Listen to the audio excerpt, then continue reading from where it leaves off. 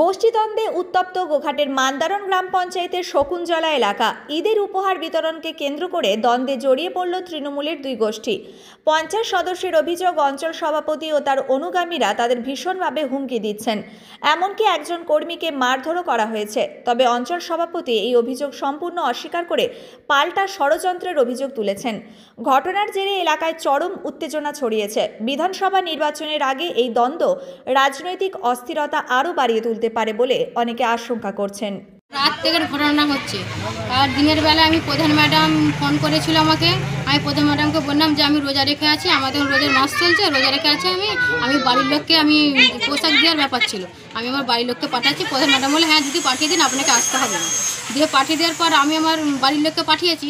পাঠানোর পর মানে যারা আমাদের এখানকার লকা, হারু, হ্যাবলা আরও অনেক লোক ছিল, লোক যে আমাদের পাঠিয়েছে যে, আর বাবলু যে নিয়ে চলে এসছে।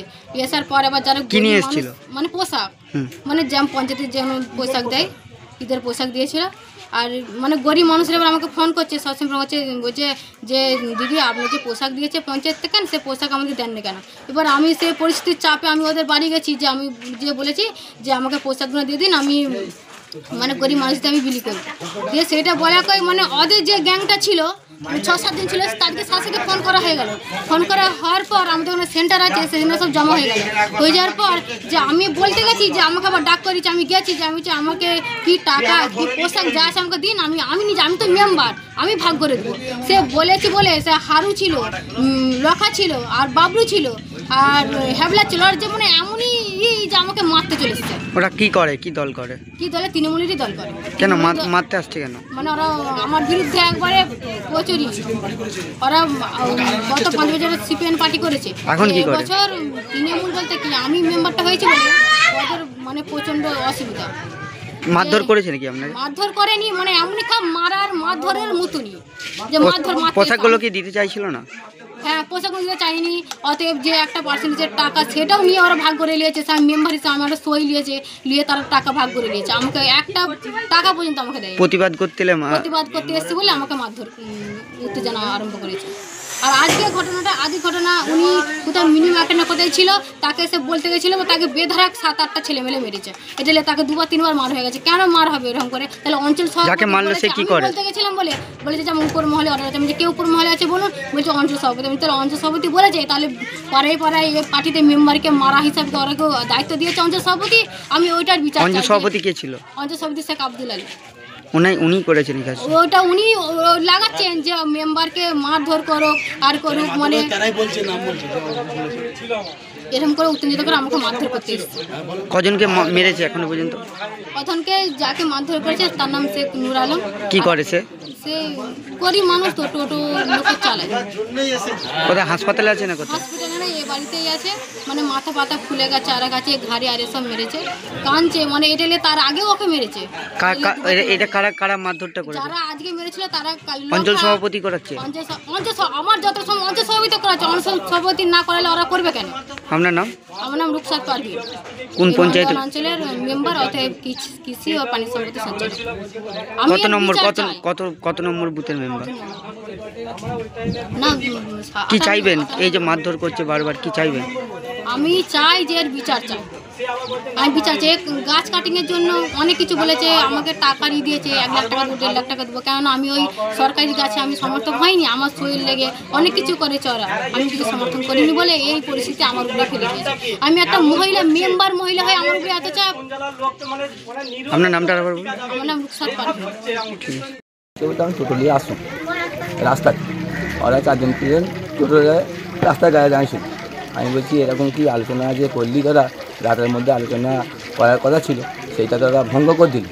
দিয়ে তারপর দিনে বললি হ্যাঁ মিটিং হবে, মিটিং না করে তোরা পয়সাটা ভাগ করে নিলি, যে পয়সাটা নিয়ে নিলি। হ্যাঁ, বলছে তোর সাথে কোনো কথা নেই, বলতেই মারামারি লেগে গেছে। হ্যাঁ, শেখ আসিরুদ্দিন সভাপতি, আর কুরবান থাকেনি, তোমার বাবলু, আরবান, এরকম নিয়ে আমাকে মারামারি করতে লেগে গেছে। কেন রে বাবু মারবি কেন আমাকে? সবসময় এরকম মারামারি কেন? হ্যাঁ, একা পেয়েই মারতে লেগে গেছে। কি কারণে মারলো, কি কারণে? ওই বিষয়টা বলেছি, পার্টির ব্যাপারে বিষয়টা বলেছি আর কি।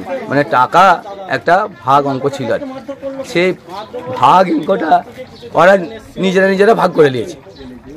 সেইটা আমি বলেছি বলে সেইটা আমাকে মারতে এসেছে। কেন আমিও তো দলটাই আছি, তাহলে আমি বলতেই পারি।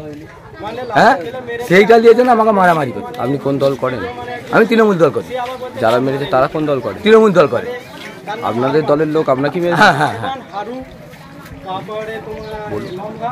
তৃণমূলের দল তৃণমূলেও মেরেছে। মানে গোষ্ঠী দ্বন্দ্ব হচ্ছে এখানে, এটা গোষ্ঠী মারামারি হচ্ছে। এই হচ্ছে পরিস্থিতি।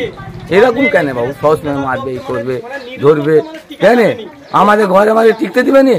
ওই কটা ছেলে কেন মারবে কেন সবসময়? কখন হয়েছে ওটা? ওইটা সকাল 7টার সময় হয়েছে। আপনার নাম? আমার শেখ নূর আলম। এই জায়গাটার নাম? শেখ সুকুন জেলা, মান্দান পঞ্চায়েত। হ্যাঁ, মান্দার পঞ্চায়েত। যেটা বিষয়টা হচ্ছে শুনুন বলি আপনাকে। তো এখন আমাদের রোজা মাস চলছে, ঈদের বিষয় নিয়ে সবাই ব্যস্ত আছি। তো কি হয়েছে না হয়েছে ব্যাপারটা আমি খোঁজখবর নেবো। যেটা আমার কাছে খবর আছে, আমাদের প্রধান ম্যাডাম অত্যন্ত ভদ্র, সে সঠিকভাবে মাল বিতরণ করেছে, এবং আমি খোঁজখবর নিয়ে বিস্তারিত আপনাকে জানাবো। বিস্তারিত আমার জানা নেই। এই যে অভিযোগ আপনার বিরুদ্ধে, কি বলবেন অভিযোগ নিয়ে? অভিযোগ তো পুরোপুরি মিথ্যা। আপনারা এলাকায় খবর নেন, টোটালটা খবর নেন, জনগণের কাছে যান, আমাদের পার্টি কর্মীদের কাছে যান। যেটা বলছে টোটালটাই মিথ্যা কথা, একদম 100% মিথ্যা কথা, সেটা আমি আপনাদেরকে বলতে পারি। আপনারা এলাকায় খোঁজ খবর নেন, জনগণ কি বলছে। জনগণ শেষ কথা বলবে, আমার পার্টি কর্মীরা শেষ কথা বলবে, পরিষ্কার কথা। তৃণমূলের যে মেম্বার তিনি বলছেন যে মহিলাদের কোনো ইয়ে নেই, সেটা আমি খতিয়ে দেখছি। মহিলাদের তৃণমূল নেত্রী আমাদের মহিলা, তিনি মহিলাদের 100% সুরক্ষা দিয়েছেন পশ্চিমবাংলায় আজ 14-15 বছর। উনি যদি বলেন এটা ভুল বলছেন, পার্টি বিরুদ্ধে আচরণ করছেন উনি, এবং দলের নির্দেশ অমান্য করে সমস্ত কিছু ভুলভাল বকছেন। আমার দলনেত্রী মমতা ব্যানার্জির নির্দেশ, অভিষেক ব্যানার্জির নির্দেশের মতো আমরা দল চালাই এবং আমার পঞ্চায়েত চলছে, পরিষ্কার কথা। পঞ্চায়েতে এতটুকু দুর্নীতি নেই, গভর্নমেন্ট নেই, এটুকু বলতে পারি 100% আপনাদেরকে। আর যেটা বলেছে সেটা পুরো ভাঙতা দিয়েছে। এলাকার মানুষের কাছে যান, ওই যিনি বলেছেন তিনি কত ভদ্রলোক একটু খবর নেন, এটুকুই শেষ কথা আমার। চালুন কথা।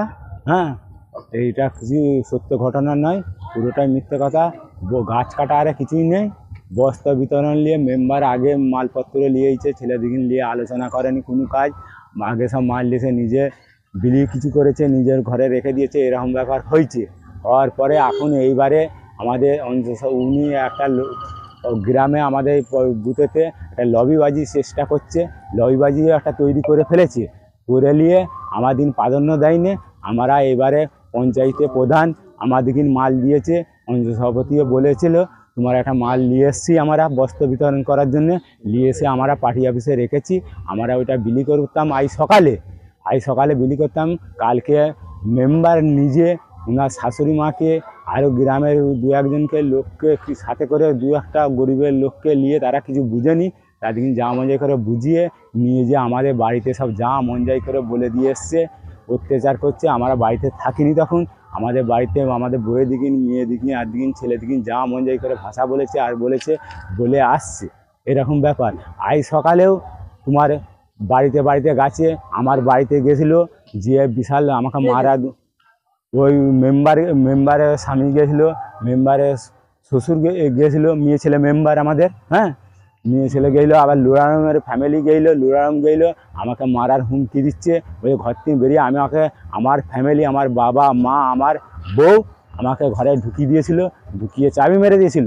চাবি মারার অবস্থায় আমি চিনুন, নাহলে আমার ঘরের দুয়ারে উঠে এমন হুমকি দিচ্ছে। আর ভাইয়েরা আরে যে বিশাল ব্যাপার করেছে আমাকে। গ্রামের মানুষ অনেক জুটে গেল, সবাই মানা করেছে। আমার বাপ মা তাদের কাছে বলছে যেটা আপনি করেছেন। না, আমি এটা পুরোটাই মিথ্যে কথা, পুরোটাই ঘুরিয়ে দিচ্ছি। মহিলাদেরকে হুমকি দেওয়া হয়েছে? না, মিথ্যে কথা, পুরোটাই মিথ্যে কথা। আমার নাম শেখ জাহির আলী, এই বুথের আমি সভাপতি। এই দলটা তো প্রথম থেকেই পিছনে হাঁটা দল। 2011 সাল থেকেই দেখে আসছি দলটা উন্নতি করায়, এগিয়ে যাওয়ার জায়গায় সবসময় পিছিয়ে আসছে। আপনি দেখেছেন কিছুদিন আগেই মুখ্যমন্ত্রী লন্ডনে গেছেন, গিয়ে লোক মর্নিং ওয়াক করতে গিয়ে সামনের দিকে ছুটে উনি আবার পিছন দিকে ছুটছেন। ওনার কাছ থেকে সবসময় দেখে শিখলাম যে পশ্চিমবাংলার, উনি বলেন এগিয়ে পশ্চিমবাংলা, উনি আবার নিজেই প্রমাণ করে দিচ্ছেন পিছিয়ে পশ্চিমবাংলা। তো তার দলের ভাইয়েরা লোকে বস্ত্র নিয়ে কাড়াকাড়ি করবে না তো কারা করবে? মমতা ব্যানার্জি একজন মহিলা মুখ্যমন্ত্রী হয়ে নবান্নের গদিতে বসে বসে সবাইকে দিয়ে ছড়ি ঘোরাচ্ছেন আর জনগণের টাকায় ধাপ্পাবাজি মেরে লন্ডন মন্ডন দিল্লি হিল্লি ঘুরে বেড়াচ্ছেন।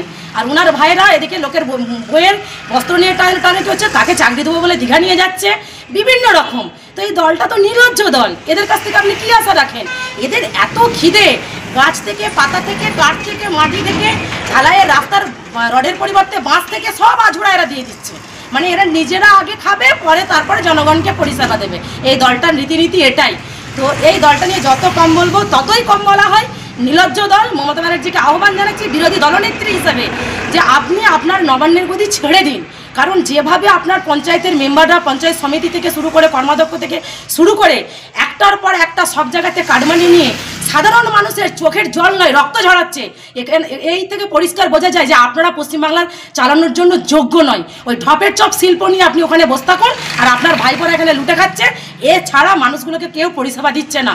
তাই যত তাড়াতাড়ি সম্ভব আপনারা এখান থেকে বিদায় হন। পশ্চিমবাংলা থেকে জোরহাত করছি, আপনারা বিদায় হয়ে পশ্চিমবাংলার মানুষগুলোকে রেহাই দিন। আরামবাগবাসীর জন্য এলো দারুণ খবর। এখন আরামবাগের নপাড়া ফুটবল মাঠের কাছেই খুলে গেছে ক্যাম্পার ডিস্ট্রিবিউটার পয়েন্ট। তাই আরামবাগ থানার অন্তর্গত সমস্ত ব্যবসায়ী ভাই বোনেদের জানানো যাচ্ছে, আপনারা যদি ক্যাম্পা প্রোডাক্ট নিয়ে ব্যবসা করতে চান তাহলে আর দেরি না করে এখনই যোগাযোগ করুন। আর খুচরো ক্রেতারা যদি কাছাকাছি কোথাও ক্যাম্পা সফট ড্রিঙ্কস না পান তাহলে চিন্তা নেই, এক ফোন করুন, আমরা পৌঁছে দেব আপনার এলাকায়। যোগাযোগ করুন আরামবাগ নপাড়া খেলার মাঠের কাছে। মোবাইল নম্বর 814534115573 এবং 8768338084। আরামবাগে এখন থেকে ক্যাম্পা মানেই তাজা স্বাদ।